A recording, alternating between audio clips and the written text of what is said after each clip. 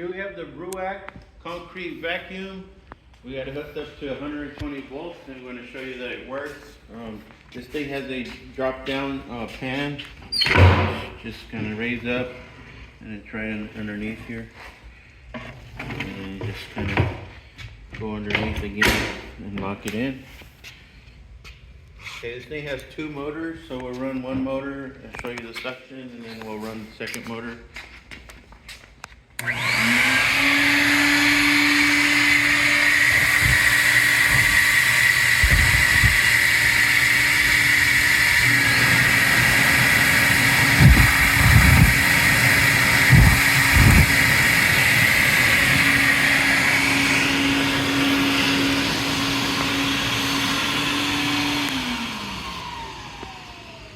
That is the Ruwac concrete vacuum.